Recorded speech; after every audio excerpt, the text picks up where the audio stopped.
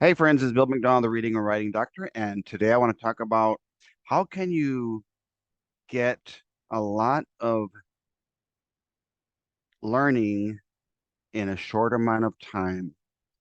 Now, a lot of times we're trying to isolate and separate reading and writing. Uh, Sometimes we try to merge all of the worlds and try to cover reading, editing, revising, constructed, short answer, and extended essay all at once. Well, sometimes there's kids that just need to hone in and zoom in on one skill. And so I'm gonna play a 5 minute uh, game with you and your students and see how many questions how many uh, answers that we can write in within a 5 minute time limit. And then we're going to use another 5 minutes. I'll reset the timer for 5 minutes and we'll do what's going to be called TMI, like teachable moments of instruction, where we're down to the point in the year where we can't uh, kind of start any brand new skills from scratch, but you want to check and see what are some of the weak areas, what are some of the things that students are struggling with the most, so that you can practice and do what I call TMIs, teachable moments of instruction. If you're seeing just a few kids struggling with a specific skill, or TMI, teachable moments of intervention, where you're seeing too many kids that seem to be having trouble with that particular skill. So what this one's going to be is using page 90 of my digital Dear Doc binder to practice in an open-ended world what your kids are going to be getting on the editing portion of the test. In elementary, about 8 questions will be multiple choice, multiple choice, or uh, drop down items. And if we only practice in that format, it ends up being some other form, like text entry for editing is what I'm worried about, and your students aren't prepared for it, well, then they're not going to do it because you only get good at what you practice. So this is going to be a way to practice uh, text and text entry with your students in an open-ended world, which can also help them with the 2 points that they're trying to get from each reader on the conventions part of their essay grade, because they're going to be looking at a sentence that has spelling errors, capitalization errors, punctuation or usage errors, and they just have to take the minutes in. And so I'm going to show you how to do this on capitalization, spelling first at the word level, capitalization at the phrase level, punctuation at the sentence level, and then usage at somewhat the paragraph level, because sometimes with usage, you have to know on pronouns what the previous sentence is, so that you can see what noun is there, what specific person, place, thing, or idea, people, places, things, idea, if it was written in past tense or present tense or future tense, so that you can make sure it's used correctly in context. So here, let me share my screen with you. And this is, as I mentioned, page, let me make sure I don't lie to you here, page 90 of the digital Dear Doc binder, as you see, of 672 pages, and I'm using a version of PDF called Adobe Acrobat Pro that allows me to go in there and write. But because I'm also using Zoom here, I'll use my Zoom program to be able to pretend like there is and like that there's a little box called text entry. So I'll just make the little box for that line there. If you try to on Zoom to try and make two boxes, as you see it, it takes out the other one. So you can only kind of do one at a time. So you just have your kids with whatever program they use, depending on how many, if you're going to make them write the whole sentence. Well, if I'm only working on spelling, then I would suggest that you just have your kids uh, work on the the skill of spelling with keyboarding, not having to write out the whole sentence. So what I'll do is I'll set my timer for 5 minutes. We'll spend 5 minutes going through as many as we can to see um, what mistakes that we can find. And what we'll practice is just putting one space between each word, even though there's a lot of words in these sentences. There's a lot of, every sentence is like a street that has a beginning and the middle and an end called the stop sign. So once we finish, what I would like to do is go over the ones that perhaps uh, the kids might struggle with the most, and we'll do the what we call the TMIs, as in teachable moments of instruction, practice a little bit of extra practice, or teachable moments of intervention. So let's get started. I'm gonna make sure that um, I do my timer correctly. I don't want to, I'm going to add a new timer, 5 minutes. Okay, here we go. And here we go. The timer's going. So, number one, capital. I was put, past tense, pronoun I, first person, in the position as a center defender on my new team, period, bouncing the ball on the floor. The one that I think doesn't look right is position. So Position. Okay. Now, of course, in Zoom, you can use whatever color you want, but we'll go ahead and practice in the color that your kids most likely are going to see. So let's practice comma and then a space, because I'm noticing that a lot of your students are not putting a space after the commas, and some of them are not even putting a space or two spaces after the period as a center defender on my team. All right, so that would be the first one. I only see one mistake.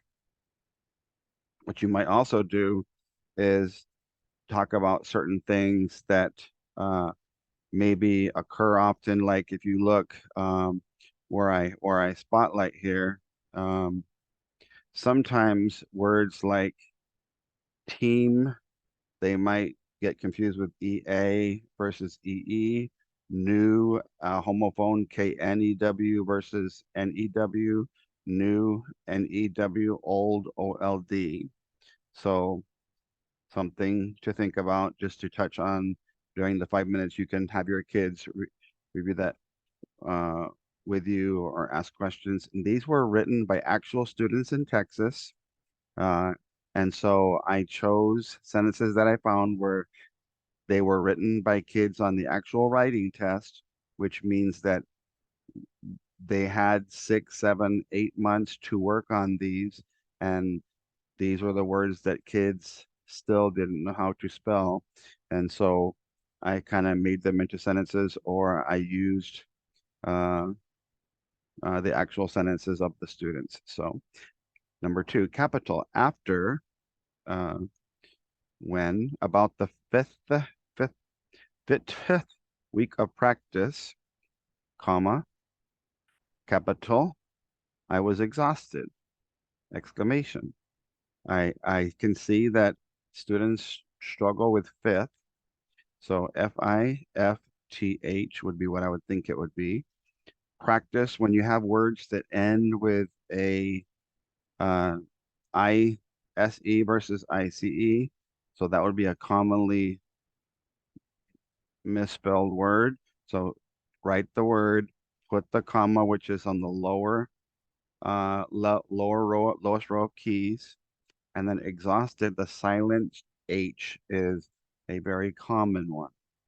And as I mentioned, you can practice the spelling ones from page 90 to, I believe it's 104 with your kids. And because you only have 5 minutes, you just have them do however many that they can. Okay. All right. Capital. I was totally destroyed, pronoun first person, destroyed past tense after what had happened. Okay. I think totally, totally, totally. You make a tally of how much you were destroyed, and it was totally. Destroy, root word, nothing wrong with that. Happened, double consonant on the P. And so happened, it did? No, it doesn't look right, doesn't sound right. Happened looks a lot better. Number 4,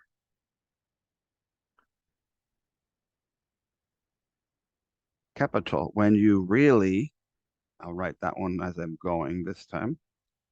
Double consonant on the L, want to accomplish, double consonant on the C, something, comma, just try your best. Number 5, capital. The man told all of the man is the subject, told past tense, all of the contestants, plural, to go to the starting line. I think that contestants, you can see here, I need to get rid of that A. Contestants, contestants, and that looks a lot better. And so there's my timer. So I'll stop. And so what you can do to see how well the kids did, um, I I am working on the filling in like a score an answer key for all of these open-ended since there's so many of you, and I'll have it done by the end of the week. I promise you, got to make a promise. And that way, what you can do is you don't just test the quantity, you can test the quality. And so since I did get one, if we count here, I let's see how many that we did. 1, 2, 3, 4, 5, 6, 7, 8. Okay. Since I got 8 out of 8, when you divide how many that you got correct by how many that you did, that divides into 1.00. That is 100%. I would get 100%. But let's say that um, your students struggled with one. Uh, let's Let me see. I would imagine that this might be something that the kids would um, would do. Let me see if I can get in here to work on this one. Oh, I forgot how to select my box. There it is. Okay. So let's say that they did this instead. Contest Contestants. Okay.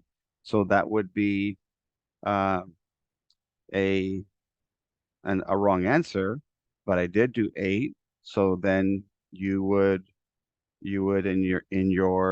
in your math, in your calculator, you would take 7 divided by 8.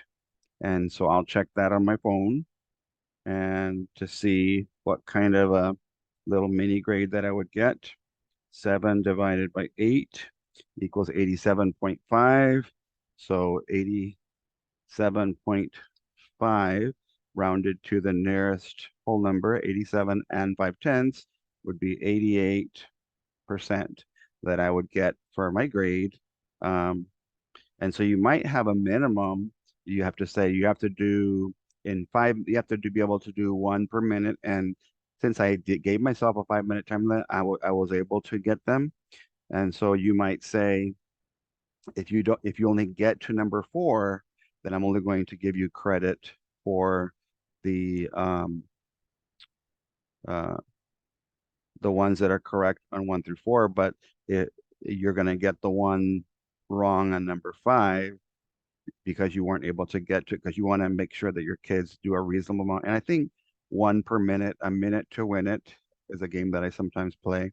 And so teachable moments of instruction could be uh, which ones might they struggle with. And so whenever you do have time, you say, you know what, these are errors that could come out on multiple choice or on the drop down.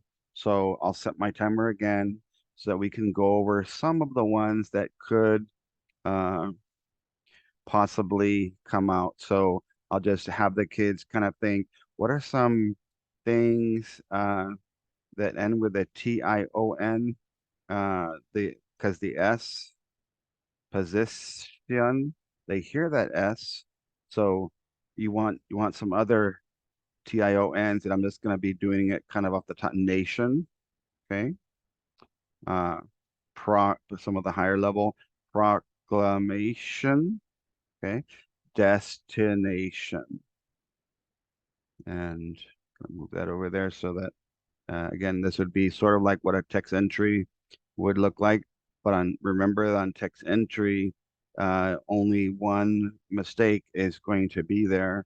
The silent H, um, that one's a tough one. So I'm going to try and think off the top of my head uh, about some other silent H's.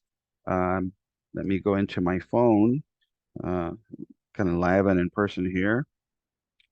I'll put into Google words with a silent H. And let's see what comes up. Okay. So I see honest, hour. Oh, we want to put the comma in space. Practice that. Hour, ghost was what came up in my list. And uh, another one, an heir to the throne. Okay. So I'm going to stop there because I want to make sure that we have a usage rule that's done correctly. Anytime we have a word that starts with a vowel or a vowel sound, then what we do in front of it is place uh, uh, uh, a consonant. If we have, for example, honest is a vowel sound. So we might write, I am an honest person. I need to leave in an hour. Since ghost is the start, the it starts with a consonant. Since it starts with a consonant sound, we'll play opposites attract, where the consonant sound needs a vowel ending. I saw a ghost or I heard a ghost. And so that's the difference that you would kind of teach your kids on usage. The opposites attract rule. Uh, who is going to be the heir, or I'm going to be a heir or an heir of the fortune, the person who gets the money, who gets the to be the royalty or whatever that is coming up. Okay, so this next one, double consonants. Oh, I'm sorry. Yeah, double consonants. I have two L's, two P's, two L's and two C's. And so we just think of some double consonants. Um, I would um, start with something simple for struggling writers. I would happy, what could be one. Um, and again, I'm just trying to think on the fly here. Um, Let me think of an opinion. Um, uh, my brain is freezing under pressure, but I have 35 seconds, so I can do it. All I need to do is come up with one opinion with a double consonant. And my brain is not coming up with them. So I'm going to go quickly into Google to see if I can get it before my timer runs out. Opinions with double consonants. Let me see if any comes up.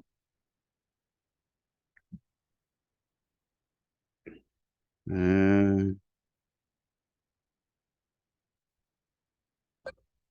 so my timer went off, so I can't get credit for that one. So what I would like you guys to do uh, in the comment section, I gave an emotion for with a double consonant. What I would love in as an opinion. The reason I'm asking you to do that is because whenever you're writing about what you think about a topic and you're sharing your ideas, part of your ideas are inside your head, your thoughts and your opinions. And so that's why I was trying to think of an opinion word that had a double consonant. Because if we're going to be typing our opinions about things, then we want to make sure that we're able to come up with one that has the double consonant rule.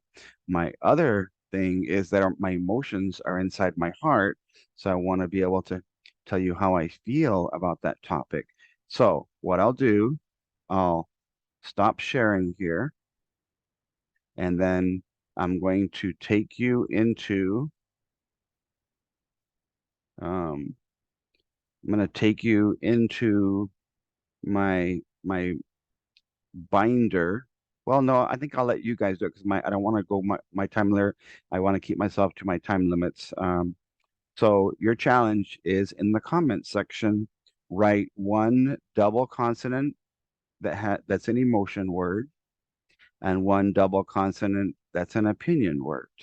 That's your opinion. And so in the binder, you'll be able to see that there's two pages that are just emotion words, and there's one page that's just an opinion word. And I will put those pages in the post so that you can have your kids practice that specific rule using opinions and emotions. That way we can do a teachable moment of instruction for both emotions uh, and opinions, but also practice the idea of double consonants at the same time.